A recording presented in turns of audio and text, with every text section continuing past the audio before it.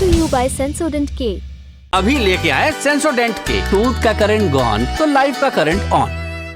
एक सरकार में कितने मंत्री कितने मंत्रालय काम करते हैं गिनना बहुत मुश्किल होता है। जनता के हितों को सुनिश्चित करने के लिए कभी कभी नए मंत्रालय भी बनाए जाते हैं। अगर पैमाना यही माना जाए तो अब एक नया मंत्रालय बन ही जाना चाहिए, पेपर लीक मंत्रालय। पेपर लीक के दो और बड़े आरोप अब हमारे सामने हैं। आज हम इन दोनों पर बात करने वाले हैं। उत्तर प्रदेश में 12वीं की बोर्ड परीक्षा में पेपर लीक के आरोप लग रहे हैं। सोचिए, 12वीं क्लास का पेपर लीक हो रहा है। यूपी में 2 फरवरी को इंटर का बायो और मैथ्स का पेपर था।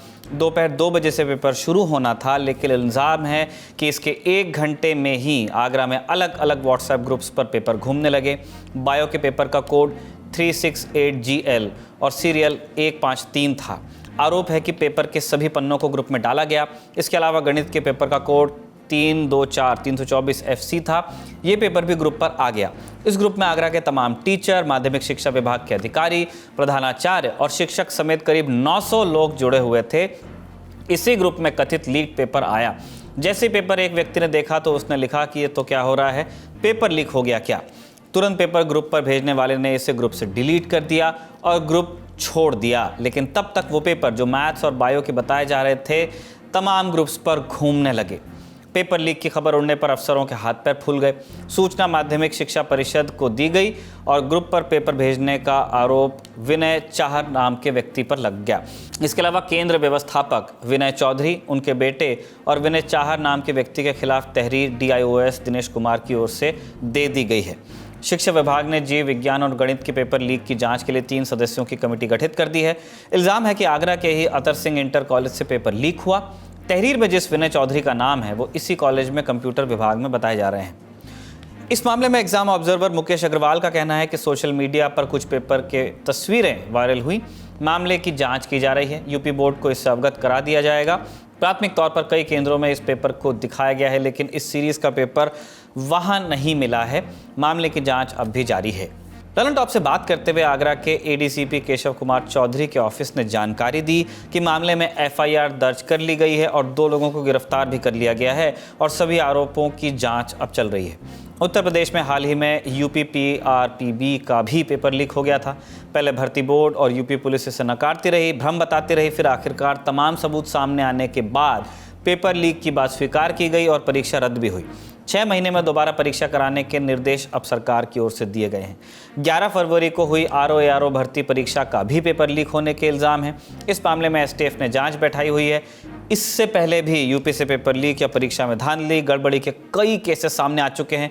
कुछ ऐसे ही कुछ मामले हम आपके सामने रख रहे हैं। ये पूरी लिस्ट नहीं है, चर्चित लिस्ट है। 2017 में यूपी पुलिस में SI के 3,307 पदों पर हुई ऑनलाइन परीक्षा का पेपर लीक हो गया। 22 जिलों में परीक्षा केंद्र थे। 1,20,000 लोगों ने आवेदन दिया था। 25 और 26 जुलाई 2017 को परीक्षा होनी थी, लेकिन पेपर लीक हो गया तो परीक्षा को निरस्त किया गया। फरवरी 2018 में UPPCL में जूनियर इंजीनियर की भर्ती का पेपर आया था, वो भी लीक हुआ, परीक्षा रद्द की गई। यूपी STF ने मास्टरमाइंड समेत आधा दर्जन लोगों को गिरफ्तार किया था। 18-19 जून 2018 को यूपी आरक्षी नागरिक पुलिस में भर्ती होनी थी। करीब 10 लाख अभ्यर्थियों ने आवेदन फॉर्म भरा। परीक्षा में गलत पर्चा बांट दिया गया, जिसके चलते परीक्षा को रद्द करना पड़ा। जुलाई 2018 में यूपी अधीनस्थ सेवा चयन बोर्ड यानी कि UPSSC के परीक्षा का पेपर लीक हुआ। जांच के बाद पुष्टि होने पर पेपर को रद्द किया गया। इस परीक्षा के जरिए 14 विभागों में लोअर सबऑर्डिनेट के पदों को भरा जाना था। आम घरों के बच्चे अमूमन ऐसी परीक्षाओं में खूब आवेदन करते हैं। नलकूप ऑपरेटरों की भर्ती परीक्षा में भी पेपर लीक के आरोप लगे थे। सितंबर 2018 में अधीनस्थ सेवा चयन आयोग के तहत ये परीक्षा हुई थी। 2022 में 12वीं बोर्ड परीक्षा की दूसरी पाली में होने वाली अंग्रेजी परीक्षा का पेपर लीक हो गया, जिसके बाद प्रदेश के 24 जिलों में परीक्षा रद्द करनी पड़ी थी। हालांकि बाकी जिलों में परीक्षाएं आयोजित की गई थी। अब बात एक और पेपर लीक की करते हैं। CSIR का ASO पेपर लीक। CSIR यानी council of scientific and industrial research, ये साइंस मिनिस्ट्री के अंडर आता है। इसमें सेक्शन ऑफिसर और असिस्टेंट सेक्शन ऑफिसर के पद पर वैकेंसी भरने के लिए देश भर में टेस्ट किए गए।